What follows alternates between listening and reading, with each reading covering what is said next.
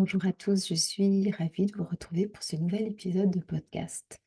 Aujourd'hui, nous allons parler de l'art de cultiver l'intention pour réaliser vos rêves. Pourquoi j'ai envie de vous parler de ça? Parce que pour pratiquer un feng shui efficace, poser ses intentions, c'est primordial. Que ce soit avec l'école des 8 aspirations ou celle des étoiles volantes, euh, il est vraiment nécessaire finalement de poser des actions hem, qui soient vraiment en corrélation avec ce qu'on souhaite réaliser dans notre vie. Et plus les intentions, elles vont être claires et précises, et plus le feng shui de votre espace de vie sera efficace. Donc ça vaut vraiment, vraiment le coup, de cultiver cette intention. En fait, c'est vraiment l'idée, si vous voulez, hem, qu'en définition des intentions claires heu et puissante, vous pouvez aligner vos actions quotidiennes avec vos aspirations les plus profondes. Et c'est comme ça, messieurs, dames, qu'on transforme nos rêves en réalité.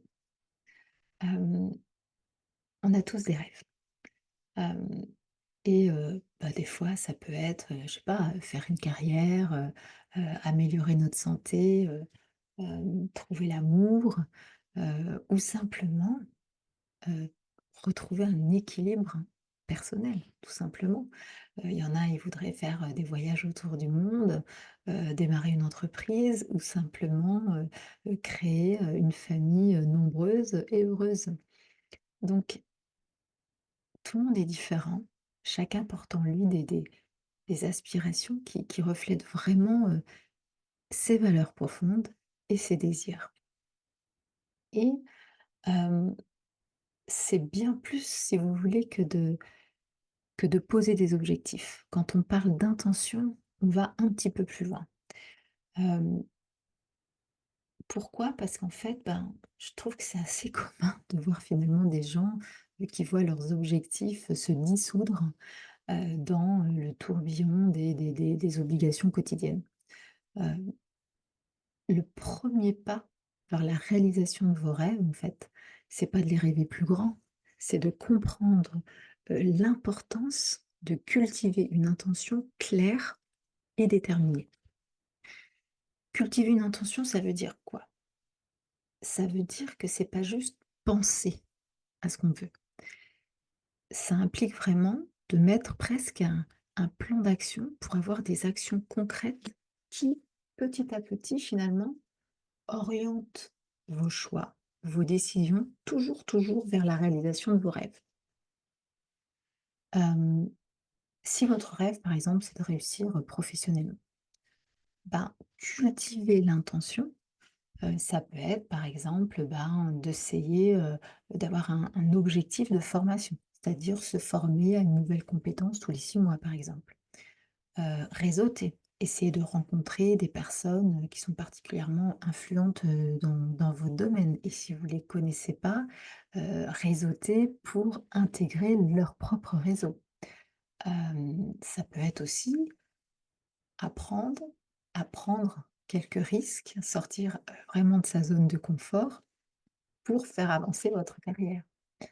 Hem, En définitive, en fait, tous ces efforts qu'on va faire pour avoir des actions inspirées, des actions qui seraient alignées avec nos intentions, quand on est très clair là-dessus, en fait, on se transforme et c'est finalement, cette transformation qui fait qu'on devient des personnes, plus centrées et surtout plus proactives, d'accord?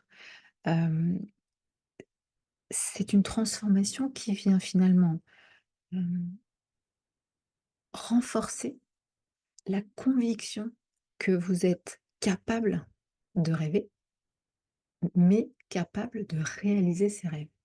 En fait, il faut presque que dans votre pose d'intention, ces rêves que avez, heu, en fait, vous les avez parce que, vous avez vu des gens les réaliser.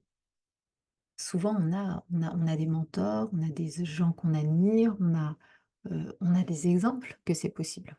Donc finalement, ces rêves sont réalisables, d'accord? Pourquoi c'est difficile en fait de se concentrer? Pourquoi j'insiste, là-dessus? On a un monde ultra rapide, souvent imprévisible, hem et souvent ce qui nous manque en fait, c'est la capacité à maintenir, une concentration constante sur nos intentions. En fait, hem, on a plein de distractions autour de nous.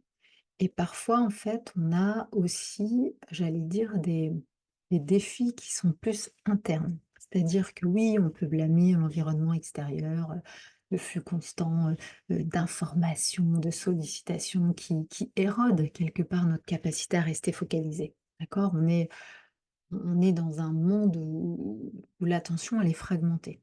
Donc ça, effectivement, ça nous aide pas, en fait, ça nous dévie de nos plans initiaux parce qu'on a du mal finalement à rester focus.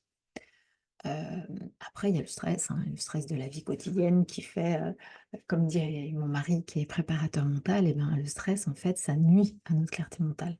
Quand on est stressé, ben, notre capacité à penser clairement et à prendre des décisions alignées avec nos intentions, elle s'érode, elle est diminuée. Donc en fait, on a tendance à prendre des décisions dans l'urgence, à faire des choix qui vont venir apporter peut-être une gratification immédiate ou répondre à un problème peut-être court terme et on oublie notre intention. On oublie notre vision long terme, en fait.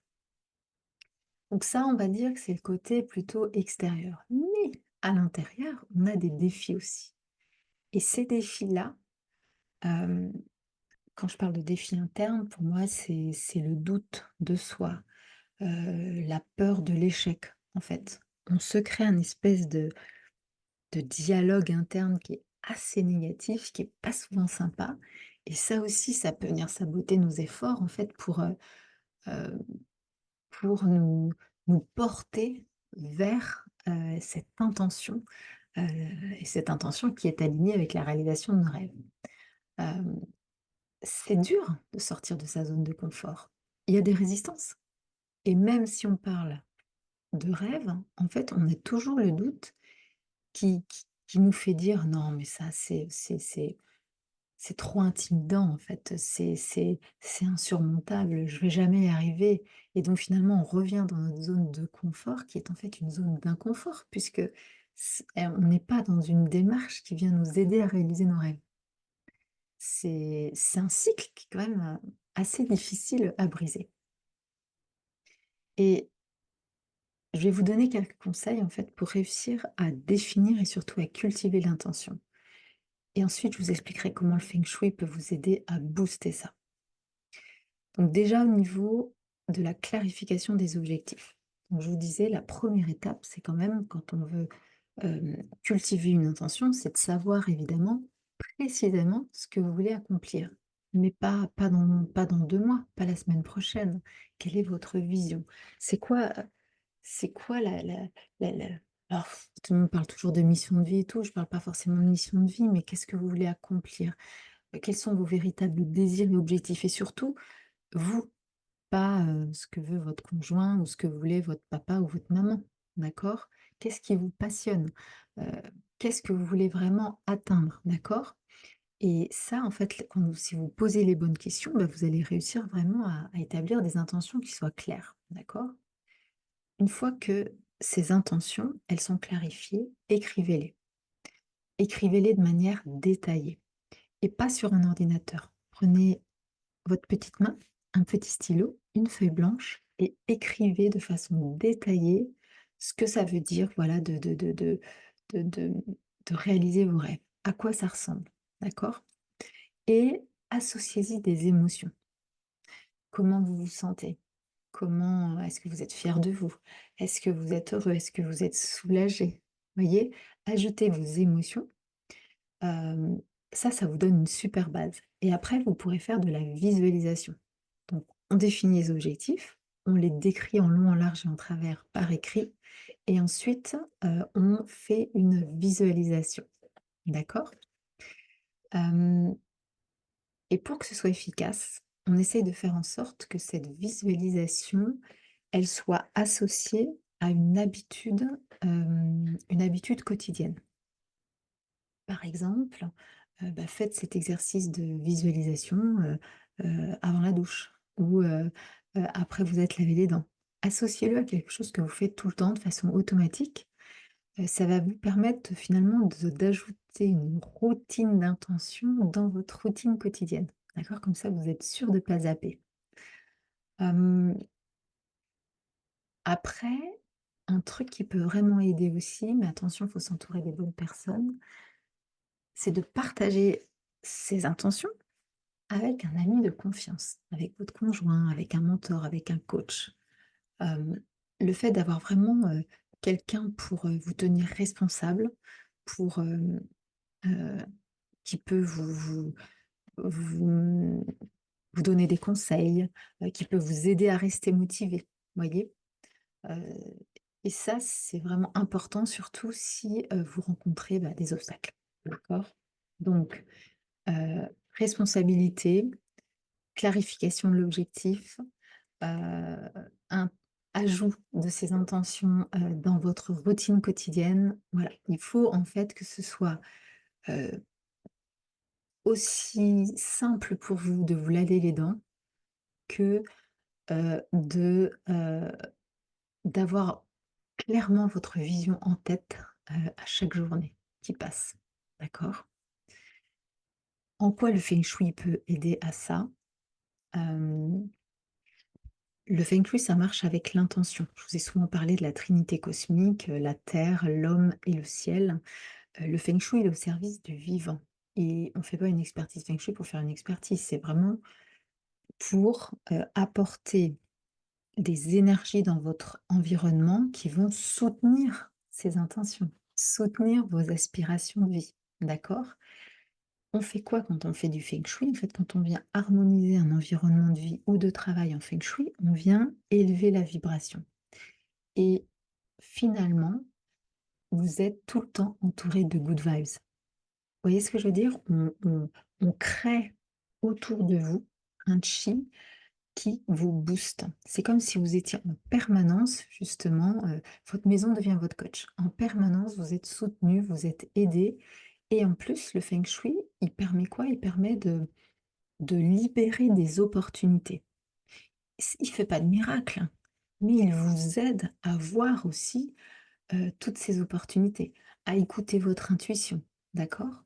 Donc, harmoniser en feng shui, on va dire que de façon, hem, concrète, on va évidemment utiliser les matières et les couleurs qui vont correspondre aux 5 éléments. On va, se tenir face à ces orientations favorables qui sont calculées à partir du chiffre quoi.